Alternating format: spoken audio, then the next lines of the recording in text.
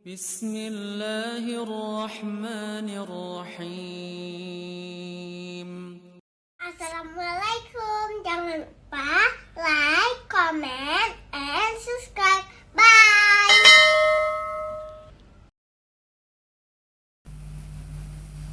Bismillahirrahmanirrahim. Assalamualaikum warahmatullahi wabarakatuh.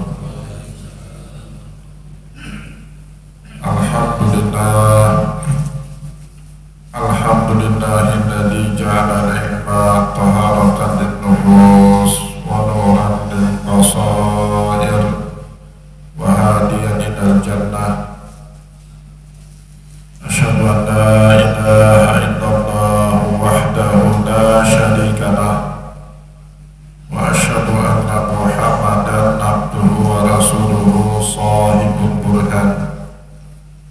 Allahumma sholli wa sallim ala rasulika al-karim Muhammad sallallahu alaihi wasallam wa ala alihi wa ashabihi wa man tabi'ahu bi ihsanin ila yaumiddin.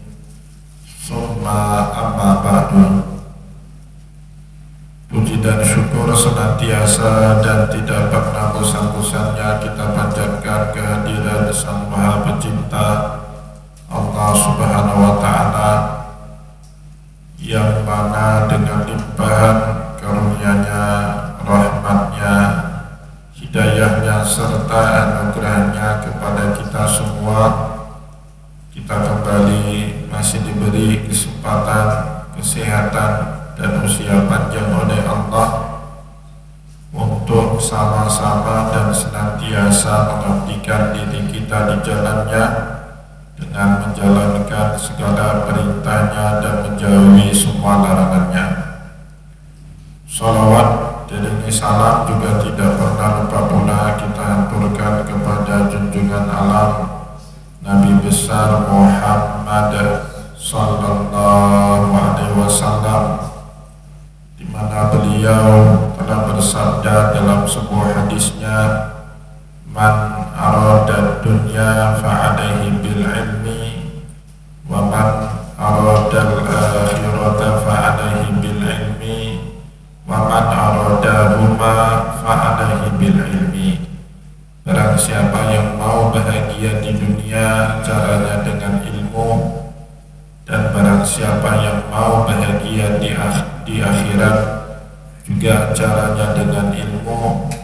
Dan bagi barang siapa saja yang mau bahagia di dunia dan akhirat, juga caranya dengan ilmu pengetahuan.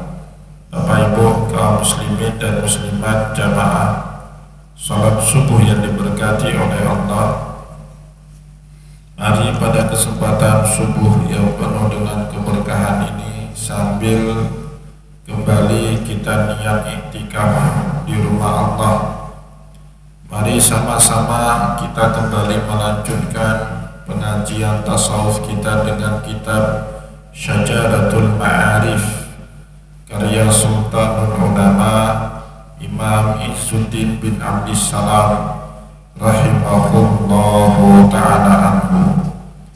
Bapak Ibu kaum muslimin dan muslimat jamaah salat subuh yang dimuliakan oleh Allah, pada kesempatan subuh kali ini kita akan masuk pembahasan fasal berikutnya, faslun fil ihsani bil gharzi. Fasal adanya anjuran di dalam agama agar kita bertoleran terhadap hasil cocok tanam kita, baik dari perkebunan maupun dari hasil cocok tanam pertanian. Makna daripada fil ihsani bil gharzi. Jadi Bapak Ibu yang dimuliakan oleh Allah, ada beberapa hal yang disebut oleh Rasulullah SAW di dalam hadis. Kita harus punya toleran tinggi, harus punya rasa kasih sayang, tidak boleh semata-mata menjalankan tugas dan mencari keuntungan. Beberapa di antaranya adalah pada yang berkaitan dengan hasil cocok tanam kita. Al-gharsu itu maknanya apa kita hasilkan dari pertanian maupun usaha perkebunan. Persis seperti yang juga dikatakan oleh Rasulullah SAW dalam sebuah hadis yang lain, rahimahullahu rajulan samhan idza qada wa samhan idza ishtara wa samhan idza ba'a. Allah Subhanahu wa taala menyayangi betul seorang hamba yang toleran pada saat memutuskan perkara. Jadi Bapak Ibu, dalam Islam lebih baik kita salah dalam melepaskan seseorang saat ingin menjatuhi hukuman kepada orang tersebut daripada kita memberikan kehukuman kepada orang yang tidak bersalah. Itu lebih baik. Maka disebut oleh Rasulullah SAW samhan idza qada. Allah Subhanahu wa taala sangat menyayangi seorang hamba yang bijak dan penuh toleran saat memberikan putusan terhadap perkara yang dihadapkan kepada dirinya. Persis yang dilakukan oleh Rasulullah SAW. Nabi Muhammad setiap kali datang orang berperkara kepada beliau, kalau beliau bisa mencari, kalau kata orang sekarang, excuse, celah yang bisa beliau gunakan dalam syariat untuk memaafkan orang tersebut, maka itu pasti opsi yang akan dipilih sama Rasulullah. Bapak Ibu mungkin pernah dengar cerita Ma'iz Al-Ghamidiyah, seorang sahabat sudah menikah tapi berzina dengan seorang perempuan yang juga sama-sama sudah menikah. Dalam Islam Bapak Ibu, hukum zina bagi orang yang sudah menikah atau disebut dengan zina muhsan, ya. Orang yang sudah menikah berzina itu hukumannya dirojam sampai mati, atau disebut dalam bahasa hukum dengan death stoning, dimatikan dengan lemparan batu. Kan itu berat itu hukuman. Nah, maka Rasulullah pada saat didatangi oleh Ma'iz Al-Ghamidiyah dan dia ikrar atau mengakui perbuatan dosa yang sudah ia lakukan dengan selingkuhannya, Rasulullah tidak open, ya, pura-pura tidak dengar. Kenapa? Karena ada celah di dalam syariat Bapak Ibu. Yaghfirullahu li 'abdan ma lam yakun mujahiran. Semua dosa yang dilakukan oleh seorang hamba diampuni sama Allah selama dia tidak membongkar sendiri dosanya itu. Nah, jadi Nabi tidak peduli sampai 3 kali. Besoknya lagi datang Ma'iz Al-Ghamidiyah. Baru kali ketiga Rasulullah SAW pun tanya ini itu dulu, mengkonfirmasi kebenaran apa yang diucapkan oleh Ma'iz Al-Ghamidiyah. Abika junun, apakah kamu stres? Enggak ya Rasulullah, saya sehat. Apakah kamu punya tanggungan? Enggak Rasulullah, saya sebatang kara. Kalau seandainya Ma'iz Al-Ghamidiyah hari itu punya anak yang harus disekolahkan, tidak akan dirajam sama Nabi. Baru setelah semuanya clear and clean, Rasulullah perintahkan kepada sahabatnya yang bernama Unais, wa'rid ya Unais ala hadzal rajul fa in i'tarafta farjumuha. Coba kamu periksa sekali lagi berkas perkaranya orang ini. Kalau memang benar-benar seperti yang dia akui, rajamlah dia. Benar Pak, terbukti dirojam. Eksekutornya hari itu sahabat Ali bin Abi Thalib, ditanam separuh badan ke tanah, dilempari. Siapa manusia sanggup tahan lemparan batu? Mungkin 1-2 kali sanggup, berkali-kali. Akhirnya Ma'iz Al-Ghamidiyah pun lari. Setelah lari dikejar, ditanam lagi. Peristiwa ini dilaporkan kepada Rasulullah. Ya Rasulullah, tadi pada saat kami mengeksekusi mati Ma'iz Al-Ghamidiyah, dia lari karena sakitnya hantaman batu. Nabi Muhammad bilang, kenapa kalian gak bawa ke saya? Moga-moga dia rujuk. dari pengakuannya, dan dengan itu Allah memaafkan dan mengampuni dosanya. Itu Bapak Ibu di dalam Islam seperti itu. Rahimallah rajulan samhan idza qada. Allah menyayangi seseorang yang toleran dan bijak saat menghakimi orang lain. Begitu juga rahimahullahu rajulan samhan idza ishtara. Allah menyayangi orang Bapak Ibu yang kalau beli barang nawarnya tidak terlalu kencang. Ini kadang-kadang kita kebalik, mohon maaf. Belanja di mall itu kan one price, harganya satu Pak. Tidak ada kecuali dia buka diskon, promo akhir tahun misalnya 20%, itu baru ada potongan harga. Tapi kalau nggak ada tulisan apapun, Bapak Ibu nawar di mall, security langsung dipanggil. Iya kan? Coba berani nawar di mall Pak, langsung dipanggil security, tolong ini diamankan. Tapi giliran kita belanja di emperan jalan, di kaki lima, ya, di orang rakyat jelata, kita tawar habis-habisan, padahal mungkin untungnya pun 1.000-2.000 perak itu, ya. Orang yang jualan sayur di pasar tradisional itu Pak, itu untungnya 1.000-2.000 perak. Tapi kita minta kurang, ini berapa sayur, bayar satu ikat 5.000, boleh nggak kurang 3.000 lagi minta?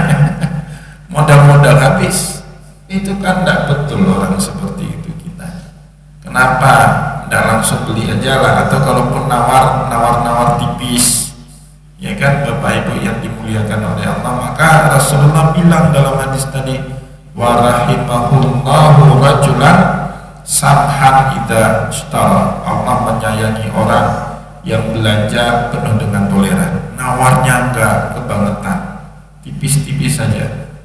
Wa rahimahullahu rajulan samhan idza ba'a. Begitu juga Allah Subhanahu wa taala sangat merahmati seseorang yang menjual barang dengan penuh toleran.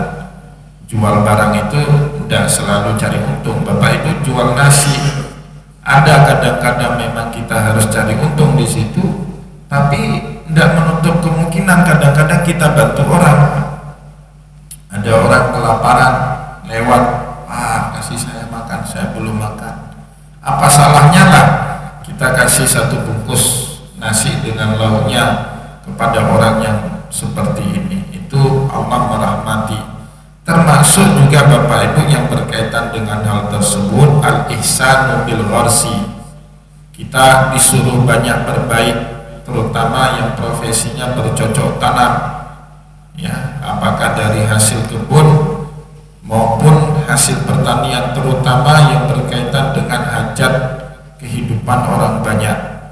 Kalau kita di Indonesia ini ada istilah sembako, ya, 9 bahan kebutuhan pokok. Itu sebenarnya menjadi tanggung jawab negara, itu Bapak Ibu, ya, menjadi tanggung jawab negara untuk menjamin stabilitas harga yang menjadi kebutuhan bahan pokok bagi suatu masyarakat. Rasulullah SAW, coba Bapak Ibu bayangkan, 1400 tahun yang lalu tahu tata main, tata cara hidup dalam suatu negara itu tahu.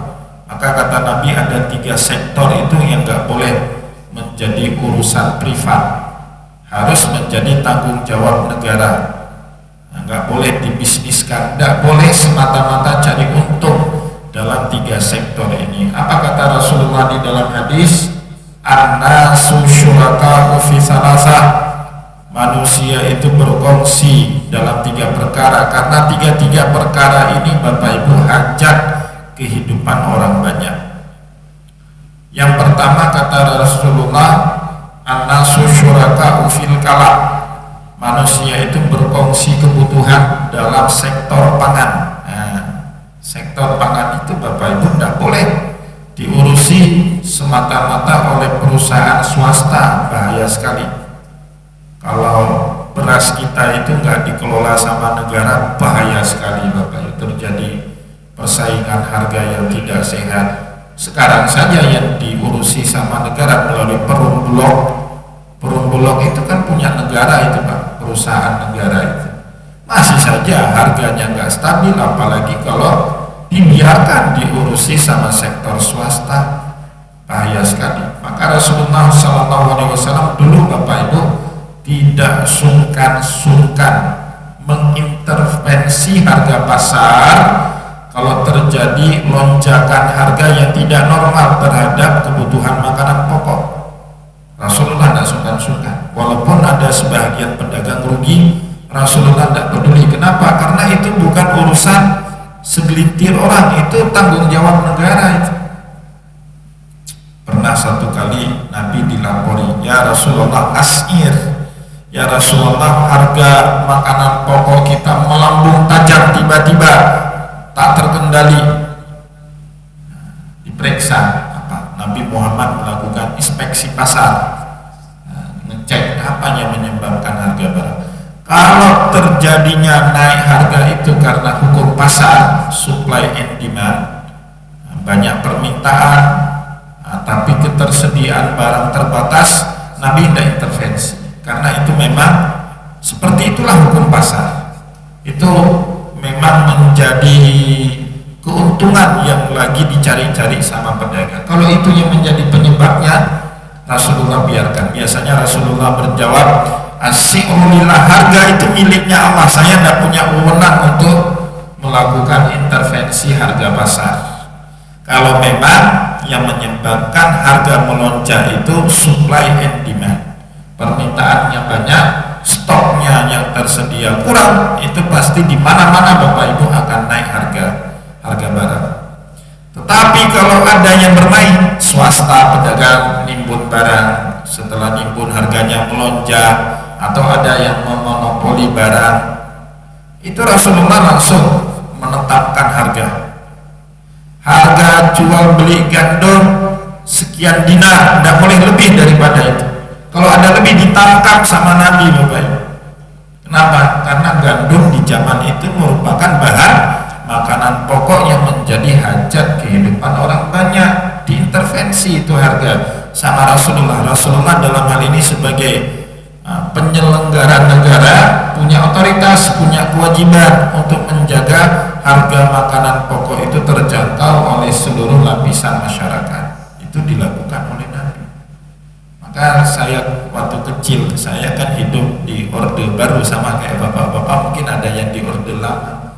Dulu di masa Pak Harto itu Pak, di Dunia Dalam Berita ya, jam 9 malam itu Pak Harmoko biasanya umumkan harga bahan makanan pokok untuk besok hari itu, ya kan? Cabai per kilo Rp2.000, gula Rp5.000 per kilonya, minyak goreng curah berapa? Rp10.000 misalnya. Besok kita ke pasar Bapak Ibu, nggak meleset harganya seperti yang diumumkan sama pemerintah. Maka harga bahan makanan pokok Bapak Ibu di zaman Orde Baru yang lalu lebih stabil di zaman kita sekarang. Kita Pak hari ini misalnya gula 15.000, besok pagi kita pergi ke toko sembako cari gula udah naik 17.000. Dalam satu hari bisa naik gula itu. Aneh di zaman kita ini. Yang makin modern bukannya harga barang makin stabil, dan harga barang dari satu daerah ke daerah yang lain berbeda-beda. Saya bulan Desember yang lalu baru pulang dari 4 negeri di Malaysia, Kuala Lumpur, ke Kedah, ke ke Selangor, ke Terengganu, ke Kelantan, 4 negeri itu. Itu harga sembakonya sama, Pak. Harga gula di Kelantan itu kan perbatasan Malaysia dengan Thailand, sama dengan harga gula di ibu kota Kuala Lumpur. Kalau kita Pak coba pergi ke Papua sana, semennya itu ratusan ribu per sak, 200-300 ribu per sak Bapak Ibu. Di Pulau Jawa harga semennya murah, timpang ekonomi kita itu. Nah, maka Rasulullah tidak mau ini terjadi, terutama yang berkaitan dengan bahan makanan pokok. Wajib dijaga harganya itu harus stabil, harus terjangkau oleh semua orang. Kalau tidak terjadi itu krisis politik, krisis keamanan, tidak stabilnya masyarakat, gejolak terjadi di masyarakat, itu sudah diwanti-wanti sama Nabi. Maka Nabi berkata, an-nasu syuraka'u fi salah satunya fil kala, dalam bahan makanan pokok. Yang kedua filma, dalam kebutuhan air.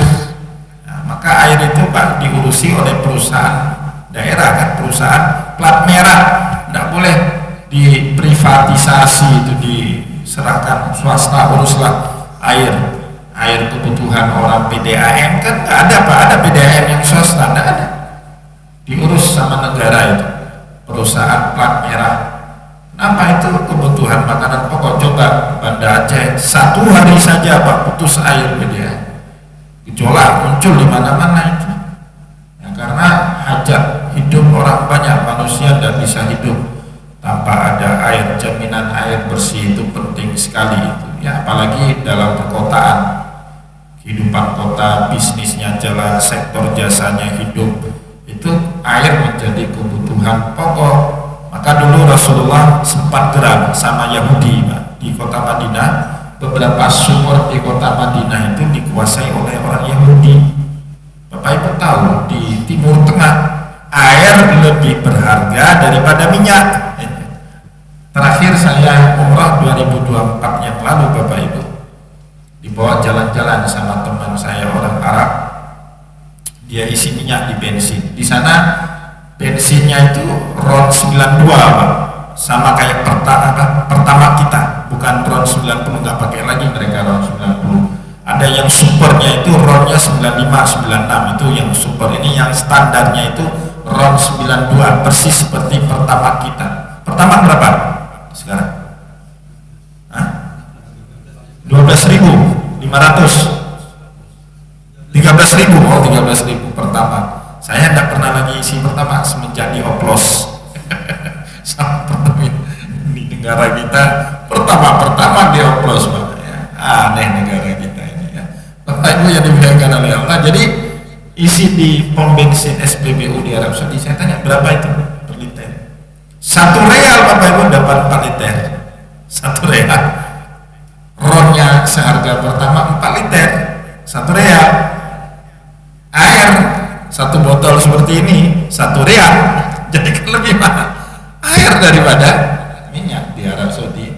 Apalagi dulu di zaman dulu itu beberapa sumur di kota Madinah dikuasai oleh orang Yahudi.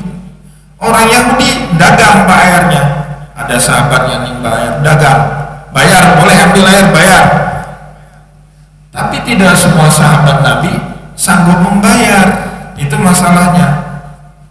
Akhirnya Rasulullah buka, apa istilah kita sekarang, pelelangan, open bidding. Ayo, siapa di antara kalian mau berwakaf, beli sumur itu ya, beli sumur-sumur yang menjadi hajat kehidupan orang banyak itu, diwakafkan di jalan Allah. Maka Bapak Ibu, wakaf itu, tujuan utama wakaf itu apa? Problem solver, pemecah masalah. Nabi kalau ada masalah pasti yang dibuka itu wakaf. Yuk siapa mau berwakaf? Bangun Masjid Nabawi pertama, nggak ada duit. Rasulullah kan baru hijrah, masih numpang di rumah sahabat Abu Ayyub Al-Ansari. Beliau tidak punya rumah, numpang tempat tinggal. Perlu masjid sebagai tempat ibadah, tempat taklim, tempat berkumpul, perlu masjid yang lumayan gede lah, Masjid Nabawi. Tidak ada duit. Sahabat-sahabat muhajirin yang kaya-kaya itu Pak, hartanya ditinggal semua di Mekah kan. Utsman bin Affan pergi hijrah itu cuma bawa baju di badan. Abdurrahman bin Auf, Sa'ad bin Abi Waqqas, Zubair bin Awam cuma bawa baju di badan, tidak ada duit. Tapi dengan urunan wakaf, wakaf urunan dikit-dikit patungan, berdiri itu Masjid Nabawi. Maka di dalam literatur Bapak Ibu, wakaf itu salah satu tujuan utamanya apa? Problem solver, untuk bisa memecahkan masalah umat. Butuh masjid, dengan wakaf berdiri itu masjid. Bapak Ibu, kalau ada masyarakat bangun masjid, susah nggak? Enggak. Asal yang ngelolanya amanah,